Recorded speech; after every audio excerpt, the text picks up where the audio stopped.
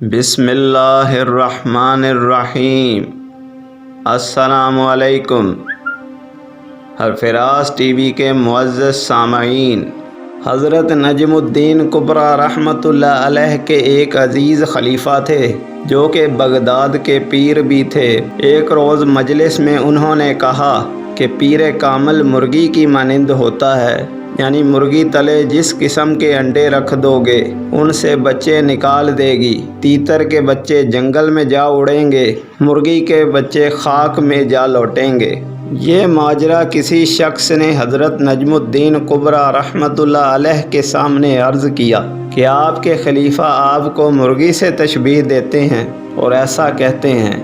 یہ سن کر آپ نے فرمایا کہ وہ نالائق دریا میں ڈوبے گا۔ وہ خلیفہ چونکہ بادشاہ کے پیر تھے اس لیے محلات شاہی میں ان سے کچھ پردہ نہ تھا، بے تکلف چلے جایا کرتے تھے۔ اتفاقاً ایک دن تشریف لائے تو بادشاہ گھر پر نہ تھا، یہ اس کے پلنگ پر جا سوئے۔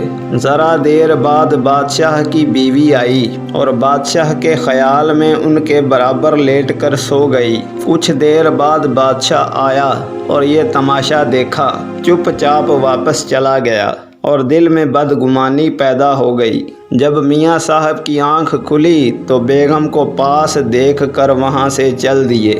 بادشاہ سے ملاقات ہوئی، اس نے ملاحوں کو حکم دیا کہ آج حضرت پیر و مرشد کو سیر دریا کرواؤ، اور ملاحوں کو اشارہ کر دیا کہ کشتی کو منجدہار میں لے جا کر ڈبو دینا۔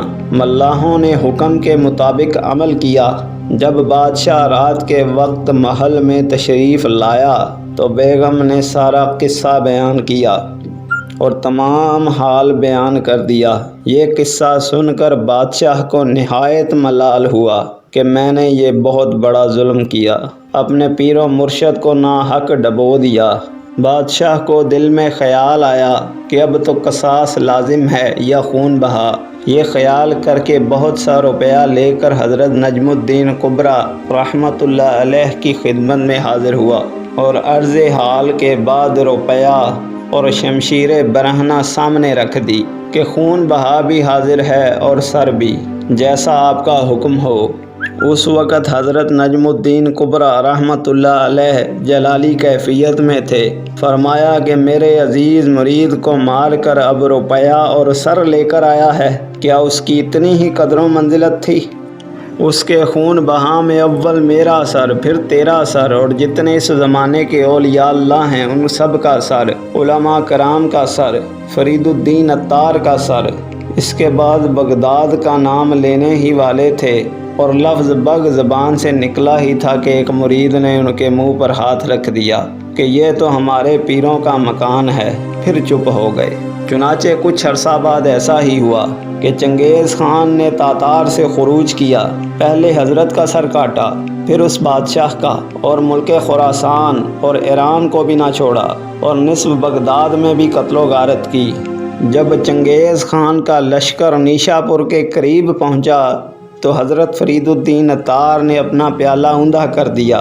تمام شہر لشکر کی نگاہ سے پوشیدہ ہو گیا اور فوج حیران ہو کر اپنے خیموں کو لوٹ آئی۔ اگلے روز چنگیز خان نے پھر لشکر روانہ کیا۔ شام کو لشکر پھر مایوس لوٹ آیا اور شہر کا پتہ نہ چلا۔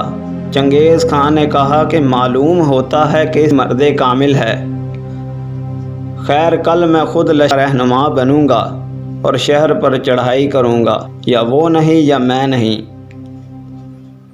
اگلے روز چنگیز خان نے نیشا پور کا قصد کیا۔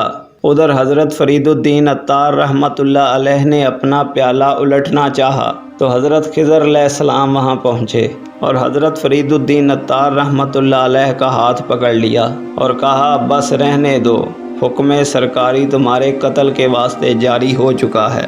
تو حضرت فرید الدین عطار رحمۃ اللہ علیہ نے حضرت خضر علیہ السلام سے پوچھا ہمارا کیا قصور ہے؟